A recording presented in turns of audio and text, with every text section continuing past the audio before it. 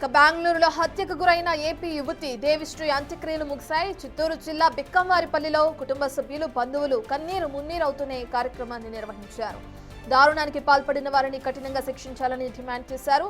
మండల వైసీపీ నేతలకు అటు మృతురాలు తరపున ఇది చేయడం కూడా జరిగింది. దీంతో వైసీపీ కార్యకర్తల సహాయంతో అంత్యక్రియలు ముగించారు.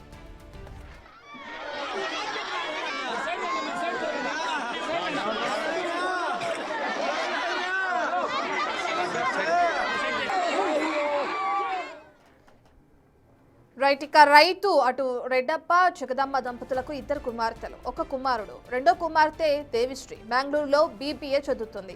20 రోజుల క్రితమే బెంగళూరుకు వెళ్ళింది. చివరిసారిగా ఆదివారం కుటుంబ సభ్యులతో ఫోన్లో మాట్లాడింది. తర్వాత నుంచి ఫోన్ తీయకపోవడంతో తెలిసిన వారి ద్వారా కుటుంబ సభ్యులు ఆరా తీశారు. ప్రాజెక్టు వర్క్ చేసుకుందామని దేవిశ్రీ మానస అనే ఫ్రెండ్ రూమ్కి వెళ్ళిందని బంధువుల ద్వారా తెలుసుకున్నారు. అక్కడే దేవిశ్రీకి మానస స్నేహితుడు ప్రేమ్తో పరిచయం అయింది.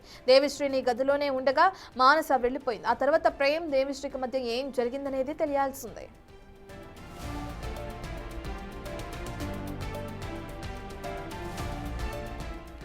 గదిలో ఒంటరిగా ఉన్న దేవిశ్రీని ప్రేమ్ వర్ధన్ అనే యువకుడు హత్య చేశాడు. ప్రస్తుతం పరారీలో ఉన్న నిందితుడి కోసం కర్ణాటక తమ్మినహళ్లి పోలీసులు గాలిస్తున్నారు.